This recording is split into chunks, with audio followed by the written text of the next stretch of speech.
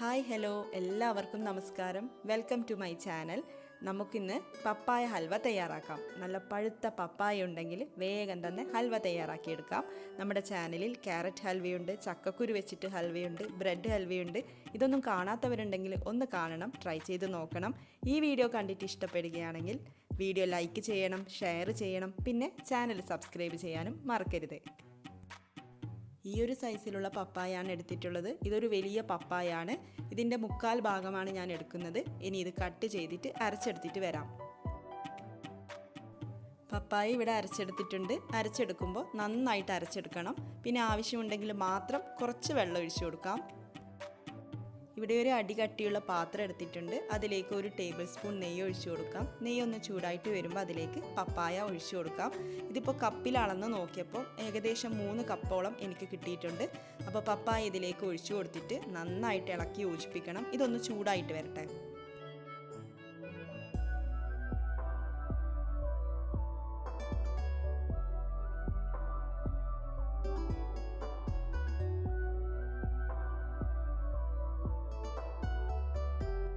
ഇനി പഞ്ചസാര ചേർത്ത് കൊടുക്കാം. അപ്പോൾ മധുരമൊക്കെ നിങ്ങളുടെ ഇഷ്ടത്തിനനുസരിച്ച് ചേർത്ത് കൊടുക്കാം കേട്ടോ. പിന്നെ പപ്പായയുടെ മധുരം കൂടെ നോക്കാം. ഇവിടെ പപ്പായ നല്ല കളറൊക്കെ ഉണ്ട്, പക്ഷേ മധുരം കുറച്ച് കുറവാണ്. ഞാൻ 7 ടേബിൾ സ്പൂൺ പഞ്ചസാരയാണ് ചേർക്കുന്നത്. പഞ്ചസാര ചേർത്തിട്ട് നന്നായിട്ടൊന്ന് മിക്സ് ചെയ്യാം. ഈ പഞ്ചസാര ഒന്ന് മെൽറ്റായിട്ട് വരട്ടെ.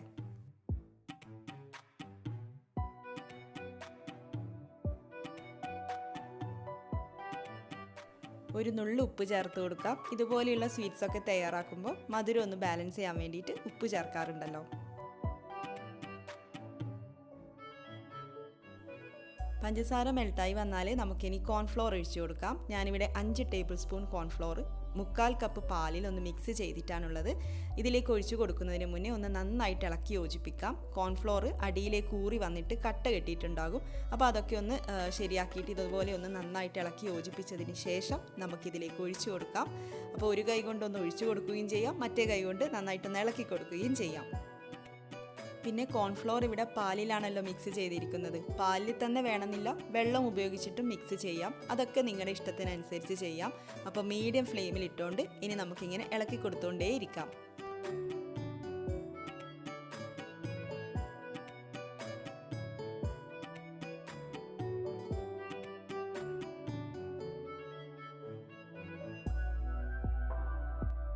ഒരു ടീസ്പൂൺ ഏലക്കപ്പൊടി കൂടെ ചേർത്ത് കൊടുക്കാം.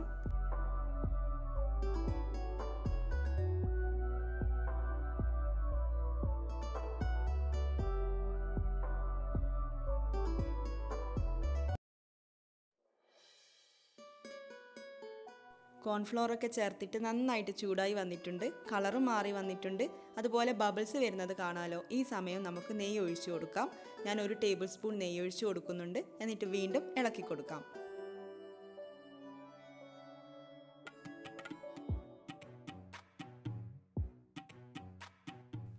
ഇതിപ്പോൾ തിക്കായി വന്നുകൊണ്ടിരിക്കുന്നുണ്ട്, ചെറുതായിട്ട് കുറുകി വരുന്നുണ്ട്. ഈ സമയം നമുക്ക് നട്ട്സ് ചേർത്ത് കൊടുക്കാം. അപ്പോൾ ഞാനിവിടെ കാഷ്നട്ടും ബദാമും ആണ് ചേർക്കുന്നത്. രണ്ടും കൂടെ ചതച്ച് വെച്ചിട്ടുണ്ട്. അത് ഇതിലേക്ക് ചേർക്കാം. എന്നിട്ട് നന്നായിട്ടൊന്ന് മിക്സ് ചെയ്യാം. കുറച്ചുകൂടെ കഴിഞ്ഞാൽ ഇത് വീണ്ടും നന്നായിട്ട് കുറുകി വരും. ആ സമയത്ത് നട്ട്സൊക്കെ ചേർത്താൽ മിക്സ് ചെയ്യാൻ വേണ്ടിയിട്ട് കുറച്ച് ബുദ്ധിമുട്ടായിരിക്കും. അപ്പോൾ നമുക്കിപ്പോൾ തന്നെ ചേർത്ത് കൊടുക്കാം. ഇനി ഇതിലേക്ക് 1 ടേബിൾ സ്പൂൺ നെയ്യ് ഒഴിച്ചിട്ടുണ്ട്. അപ്പോൾ നെയ്യ് ഇല്ലെങ്കിലും കുഴപ്പമൊന്നുമില്ല കേട്ടോ. നമുക്ക് വെളിച്ചെണ്ണയോ മറ്റ് ഓയിലോ യൂസ് ചെയ്യാം. പക്ഷേ നെയ്യ് ആകുമ്പോഴാണ് അതിനൊരു പ്രത്യേക ടേസ്റ്റ് കിട്ടുന്നത്.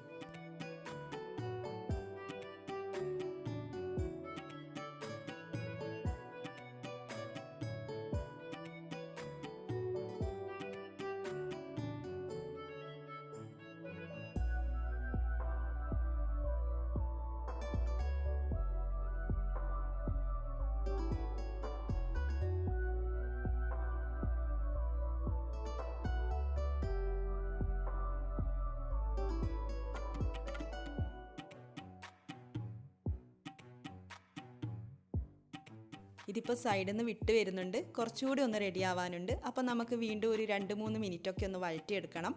പിന്നെ ഞാനിവിടെ കോൺഫ്ലോർ ആണല്ലോ യൂസ് ചെയ്തത്. അതിന് പകരം നിങ്ങൾക്ക് വേണമെങ്കിൽ അരിപ്പൊടി ചേർക്കാം, മൈദ ചേർക്കാം. അരിപ്പൊടിയൊക്കെ ചേർക്കുമ്പോഴാണ് ഹൽവയ്ക്ക് ഒരു നാടൻ ടേസ്റ്റ് കിട്ടുന്നത്. ഇപ്പോൾ റെഡി ആയിട്ടുണ്ട്. ഇപ്പം നിങ്ങൾക്ക് കാണാമല്ലോ, ഈ സ്പാച്ചിലൊക്കെ അനുസരിച്ച് തന്നെ ഇതും ഇങ്ങനെ കറങ്ങി വരുന്നുണ്ട്. എല്ലാ സൈഡിൽ നിന്നും വിട്ട് വരുന്നുണ്ട്.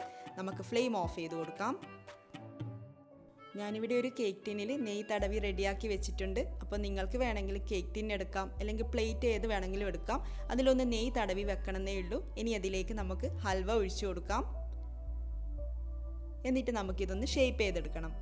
സ്പൂണ് വെച്ചിട്ടോ സ്പാച്ചുല വെച്ചിട്ടോ എങ്ങനെ വേണമെങ്കിലും ഷേപ്പ് ചെയ്തെടുക്കാം. ഞാനൊരു ചെറിയ സ്പൂൺ വെച്ചിട്ടാണ് ഷേപ്പ് ചെയ്യുന്നത്. അതിലും ഒന്ന് നെയ്യ് തടവിയിട്ടുണ്ട്.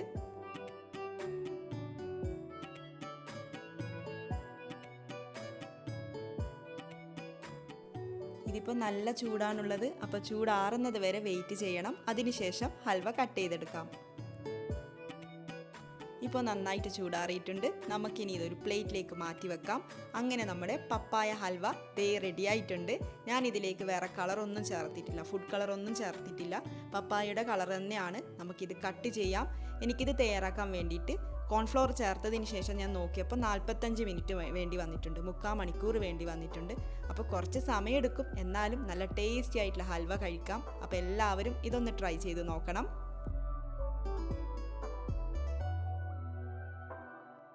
അപ്പോൾ എല്ലാവരും ഒന്ന് ട്രൈ ചെയ്ത് നോക്കുക. ട്രൈ ചെയ്ത് നോക്കിയിട്ട് നിങ്ങൾക്ക് ഇഷ്ടപ്പെട്ടാലും ഇല്ലെങ്കിലും അഭിപ്രായം കമൻസിൽ കൂടെ അറിയിക്കുക. നമുക്ക് അടുത്ത വീഡിയോയിൽ കാണാം. താങ്ക്